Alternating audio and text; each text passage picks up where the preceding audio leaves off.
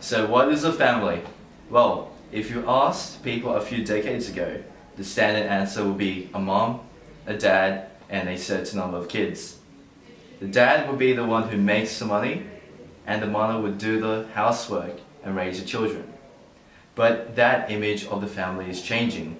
Families come in all shapes and sizes, and the word family doesn't just mean the people who you are biologically related to. A family could be as simple as a couple without children, or a single-parent household, or an extended family, all living together, or a blended family with step-parents and half-siblings. There are people who have been adopted or who have adopted siblings, and people who have two dads or two mums. You could go as far as to say that you choose your family. It could be your friends who you consider as brothers and sisters, who you holiday with and spend big moments with. We'd like to share with you what our families look like.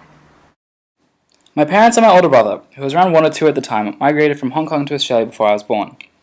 My grandparents stayed with us when we were young to help raise us, so they were a huge part of my family. On top of that, one of my aunts lived with us until I was around 13. Even though she was the only aunt that lived with us for an extended period of time, I consider all my aunts, uncles and cousins on my mum's side as family, even if they don't all live in Australia.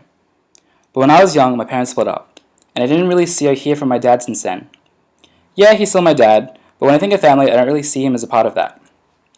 So, from personal experience, I don't think if you're a blood relative to someone, you're necessarily a part of their family. This is me, my mum and dad, and my two younger sisters. We live together in one household. When I was around 8 years old, my grandparents moved in with us and lived with us for a few years, so they had a big role in bringing up me and my sisters. But apart from that, it's just been the 5 of us and our little dog Ollie. Before I was born, my mom, my dad, and my sister lived in China. When my mom found out she was pregnant, everyone was shocked because of the one-child policy.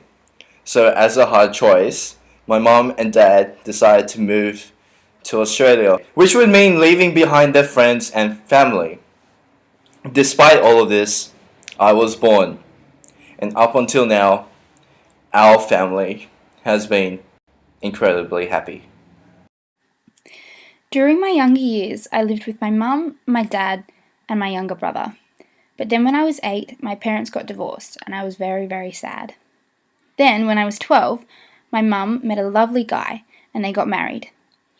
A year later, my mum gave birth to my little brother.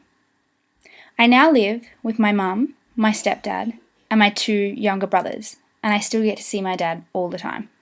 Although family structures are made up of many different components and span across races and cultures, it is the intimacy within these groups that make them a family, irrespective of the biological relations within them.